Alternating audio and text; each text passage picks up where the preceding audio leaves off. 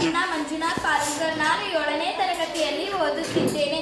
ಇದು ಮಾನವನ ಹೃದಯದ ಚಿತ್ರ. ಹೃದಯದ ಪ್ರಮುಖ ಭಾಗಗಳು ಮಹಾ ಅಪಧಮನಿ, ಪಲ್ಮನರಿ, ಅಪಧಮನಿ, ಪಲ್ಮನರಿ, ಅಭಿಧಮನಿ, ಎಡಹೃತ್ಕರ್ಣ, ಎಡಹೃತ್ಕಕ್ಷಿ, ಬಲಹೃತ್ಕರ್ಣ, ಬಲಹೃತ್ಕಕ್ಷಿ. ಹೃದಯವು ಶ್ವಾಸಕೋಶಗಳ ನಡುವೆ ಇದ್ದು ಸ್ವಲ್ಪ ಎಡಕ್ಕೆ ವಾಲಿದೆ. ಹೃದಯವನ್ನು ಶ್ವಾಸಕೋಶಗಳು ರಕ್ಷಿಸುತ್ತವೆ. ಹೃದಯವು ನಮ್ಮ ಎಡಗೈ ಮುಷ್ಟಿಯಷ್ಟಿರುತ್ತದೆ. ಹೃದಯದ ಕಾರ್ಯ ರಕ್ತವನ್ನು ಪಂಪು ಮಾಡುವುದು ಮತ್ತು ರಕ್ತದ ಸಾಗಾಣಿಕೆ. ಹೃದಯ ಬಡಿತ ಎಂದರೆ ಹೃದಯದ ಲಯಬದ್ಧವಾದ ಸಂಕೋಚನ ಮತ್ತು ವಿಕಸನಗೊಳ್ಳುವ ಕ್ರಿಯೆಗೆ ಹೃದಯ ಬಡಿತ ಎನ್ನುವರು.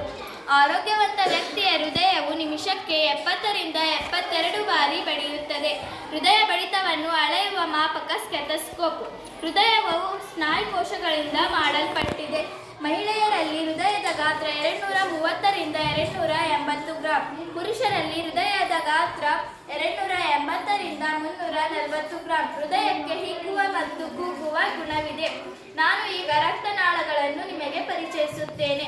ರಕ್ತನಾಳದ ವಿಧಗಳು: ಅಪಧಮನಿ, ಅಭಿಧಮನಿ, ಲೋಮನಾಳ. ಅಪಧಮನಿ ಸಾಮಾನ್ಯವಾಗಿ ಶುದ್ಧ ರಕ್ತವನ್ನು ಒಯ್ಯುತ್ತದೆ.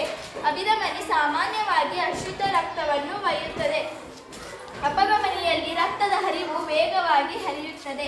ಅಭಿಧಮನಿಗಳಲ್ಲಿ ಕವಾಟಗಳಿವೆ. ಇವು ರಕ್ತ ಹೃದಯದ ಕಡೆಗೆ ಮಾತ್ರ ಹರಿಯುವಂತೆ ಮಾಡುತ್ತವೆ. ಲೋಮನಾಳ ಅಪಧಮನಿ ಮತ್ತು ಅಭಿಧಮನಿಯನ್ನು ಸೇರಿಸುವ ಜಾಲವೇ ಲೋಮನಾಳ. ರಕ್ತದ ವಿಧಗಳು: ದ್ರವರೂಪದ ಪ್ಲಾಸ್ಮಾ, ಕೆಂಪು ರಕ್ತ ಕಣಗಳು, ಬಿಳಿ ರಕ್ತ ಕಣಗಳು, ಕಿರುತಟ್ಟೆಗಳು. ಹೃದಯದಲ್ಲಿ ರಕ್ತ ಪರಿಚಲನೆ ಹೇಗೆ ನಡೆಯುತ್ತದೆ ಎಂದು ನಾನು ರೇಖಾಚಿತ್ರದ ಮೂಲಕ ವಿವರಿಸುತ್ತೇನೆ. ರಕ್ತ ಪರಿಚಲನೆ ಎಂದರೆ ದೇಹದ ಜೀವಕೋಶಗಳಿಗೆ ಆಹಾರ ಮತ್ತು ಆಮ್ಲಜನಕಗಳನ್ನು ಒದಗಿಸುವ ವ್ಯವಸ್ಥೆಯೇ ರಕ್ತ ಪರಿಚಲನೆ. ರಕ್ತ ಪರಿಚಲನೆಯಲ್ಲಿ ಪಾಲ್ಗೊಳ್ಳುವ ಅಂಗಗಳು: ಶ್ವಾಸಕೋಶಗಳು, ಪಲ್ಮನರಿ, ಅಭಿಧಮನಿ, ಹೃದಯ, ಅಪಧಮನಿ, ಲೋಮನಾಳ, ಅಭಿಧಮನಿ, ಪಲ್ಮನರಿ, ಅಪಧಮನಿ. ಹೃದಯದ 4 ಕವಾಟಗಳು: ಎಡಹೃತ್ಕರ್ಣ, ಎಡಹೃತ್ಕಕ್ಷಿ, ಬಲಹೃತ್ಕರ್ಣ, ಬಲಹೃತ್ಕಕ್ಷಿ. ಶ್ವಾಸಕೋಶಗಳಿಂದ ಆಕ್ಸಿಜನ್ ಯುಕ್ತ ರಕ್ತವು ಹೃದಯದ ಎಡಹೃತ್ಕರ್ಣಕ್ಕೆ ಸಾಗಿಸಲ್ಪಡುತ್ತದೆ. ಎಡಹೃತ್ಕರ್ಣವು ತೆರೆದುಕೊಂಡು ಎಡಹೃತ್ಕಕ್ಷಿಗೆ ಆಕ್ಸಿಜನ್ ಯುಕ್ತ ರಕ್ತವು ಸಾಗಿಸಲ್ಪಡುತ್ತದೆ. ಎಡಹೃತ್ಕಕ್ಷಿಯಿಂದ ಆಕ್ಸಿಜನ್ ಯುಕ್ತ ರಕ್ತವು ಅಪಧಮನಿಗೆ ಸಾಗಿಸಲ್ಪಡುತ್ತದೆ. ಈ ಅಪಧಮನಿಯು ಮುಂದೆ ಸಾಗಿ ಅಂಗಾಂಶಗಳನ್ನು ತಲುಪಿದಾಗ ಕವಲುಗಳಾಗಿ ಒಡೆಯುತ್ತದೆ. ಹೀಗೆ ಕವಲುಗಳಾಗಿ ಒಡೆಯುವುದನ್ನು ಲೋಮನಾಳಗಳು ಎನ್ನುವರು. ಈ ಲೋಮನಾಳಗಳು ಜೀವಕೋಶಗಳಿಗೆ ಆಕ್ಸಿಜನ್ ಅನ್ನು ಸಾಗಿಸುತ್ತವೆ. ಜೀವಕೋಶಗಳು ಆಕ್ಸಿಜನ್ ಬಳಸಿಕೊಂಡು ಗ್ಲೂಕೋಸ್ ಅನ್ನು ವಿಭಜಿಸುತ್ತವೆ.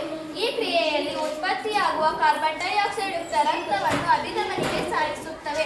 ಅಭಿಧಮನಿಯ ಮೂಲಕ ಕಾರ್ಬನ್ ಡೈಆಕ್ಸೈಡ್ ಯುಕ್ತ ರಕ್ತವು ಬಲಹೃತ್ಕರ್ಣಕ್ಕೆ ಸಾಗಿಸಲ್ಪಡುತ್ತದೆ.